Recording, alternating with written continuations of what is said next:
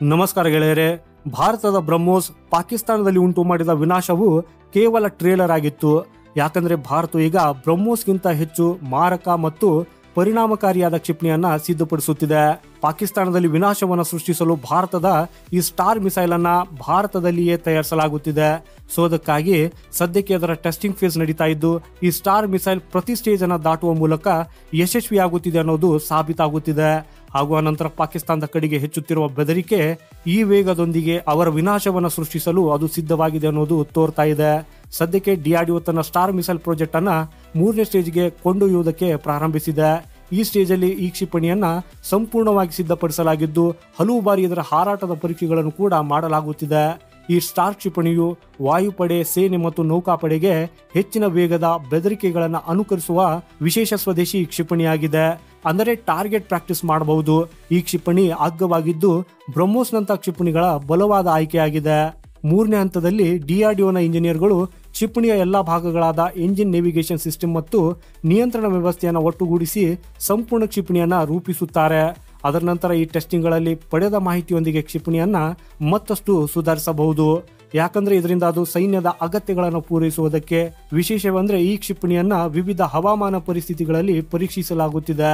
Star missile ಅನ್ನ ಆಧುನಿಕ ಕ್ಷಿಪಣಿಗಳಂತೆ ವೇಗವಾಗಿ ಹಾರಬಲ್ಲ ಮತ್ತು ಅವುಗಳ ನಡವಳಿಕೆಯನ್ನ ಅನುಕರಿಸುವ ರೀತಿಯಲ್ಲಿ ವಿನ್ಯಾಸಗೊಳಿಸಲಾಗಿದೆ. ಇದು ವೇಗವಾಗಿ ದಿಕ್ಕನ್ನ ಬದಲಾಯಿಸಬಹುದು. ಇದು ಎತ್ತರವನ್ನು ಕೂಡ ಹೆಚ್ಚಿಸಬಹುದು ಅಥವಾ ಕಡಿಮೆ ಮಾಡಬಹುದು.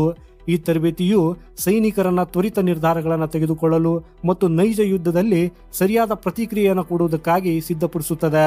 ಈ ಸ್ಟಾರ್ ಕ್ಷಿಪಣಿಯ ವಿಶೇಷವೆಂದರೆ ಇದರ ವೇಗ 1.8 ರಿಂದ 2.5 ಮ್ಯಾಕ್ ಇದ್ದು, ಇದು 100 ಮೀಟರ್ನಿಂದ 10 ಕಿಲೋಮೀಟರ್ ಎತ್ತರಕ್ಕೆ ಹೋಗಬಹುದು. ಇದಷ್ಟೇ ಅಲ್ಲದೆ ಈ ಕ್ಷಿಪಣಿ 55 ಕಿಲೋಮೀಟರ್ನಿಂದ 175 ಕಿಲೋಮೀಟರ್ ದೂರವನ್ನ ಕ್ರಮಿಸಬಹುದು. ಇದರ ದೊಡ್ಡ ವೈಶಿಷ್ಟ್ಯವೆಂದರೆ ಇದು 50 ರಿಂದ 200 ಸೆಕೆಂಡುಗಳ ಕಾಲ ಆಕಾಶದಲ್ಲಿಯೇ ಹಾರಬಲ್ಲದು.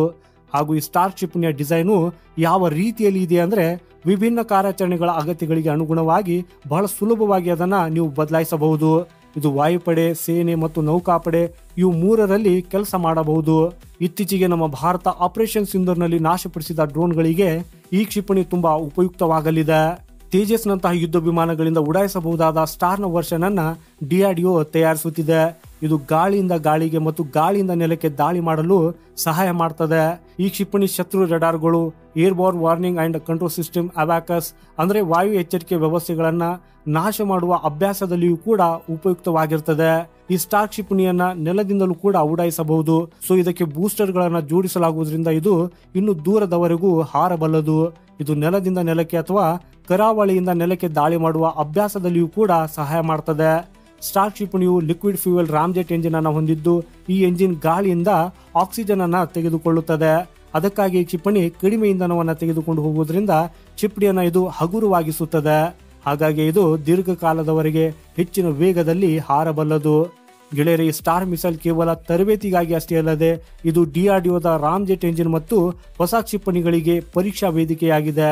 ಅಂದರೆ ಒಟ್ಟಾರೆಯಾಗಿ ಇದು ಭಾರತದ ಶಕ್ತಿಯನ್ನ ಪ್ರತಿಯೊಂದು ವಿಷಯದಲ್ಲೂ ಹೆಚ್ಚಿಸುವ ಕ್ಷಿಪಣಿ ಅಂತ ಸಾಬೀತುಪಡಿಸಲಿದ್ದು, ಇದು ಬ್ರಹ್ಮೋಸ್ಗಿಂತ ಹೆಚ್ಚು ಪರಿಣಾಮಕಾರಿ ಮತ್ತು ನಿಖರವಾಗಿದೆ ಅನ್ನೋದನ್ನು ಕೂಡ ಸಾಬೀತುಪಡಿಸುತ್ತದೆ.